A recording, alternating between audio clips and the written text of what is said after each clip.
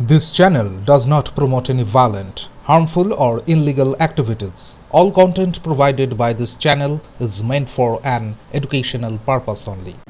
নিয়ামতপুরের সওদাগর মহল্লায় সরকারি জমি দখলের অভিযোগে বৃহস্পতিবার কুলটি বিএলআরও, কুলটি থানা ও নিয়ামতপুর ফাঁড়ির পুলিশ বাহিনী অভিযান চালায়। বিএলআরও সুশান্ত চক্রবর্তী পরিদর্শন করে জানান, কুমারডিহা মৌজার ১৭৭ দাগ ও ৭৩৫/৩৬ খতিয়ানের প্রায় ৪২% সরকারি জমি বেড়া দিয়ে অবৈধভাবে দখল করা হয়েছে।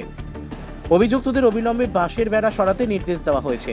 জানা গিয়েছে, স্থানীয় বাসিন্দা লাল মোহাম্মদ, জাভেদ আনসারি ও বন্দর উদ্দিন আনসারি বিএলআরওর কাছে অভিযোগ দায়ের করেন যে ওয়ারিশ ইনামুল মুজাহিদ ও সাবির আনসারি মিলে সরকারি জমি দখল করছেন। সেই অভিযোগের ভিত্তিতেই প্রশাসনিক পদক্ষেপ। জায়গাটা পুরোপুরি একদম আগাছা ভর্তি আছে। তার মধ্যে কিছু কিছু জায়গা রায়তির নামে আছে এবং তারা দখলেও আছে, তাই কিছু কনস্ট্রাকশন হয়ে আছে। এবং তার মধ্যে ১৭৭ দাগে যেটা করলাম আজকে, তার মধ্যে ৪২ শতক আমাদের ভেস্ট আছে ১ নম্বর খতিয়ানে। সেটাই আমরা ডিমার্কেশন করে আমাদের ৪২ শতক যেটা ১ নম্বরে আছে আমাদের, সেটাই আমরা করলাম। আর বাকিটা যারা আছে তাদেরকে দেখিয়ে দিলাম। অ্যাপ্রক্স করা হলো, কারণ যেহেতু জলে ভর্তি আমরা পুরো নামতে পারিনি।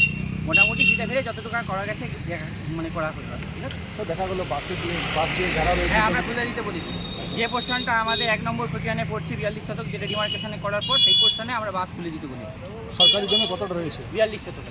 ৪২ শতক মোটামুটি মানে আমাদের রেকর্ডে ৪২ আছে, আই এস্টিমেটে এবং ফিতে ফেলে মোটামুটি যে পোর্শনটা আমাদের পড়ছে সেটা আমরা করে দিচ্ছি। ঠিক আছে, থ্যাংক ইউ স্যার।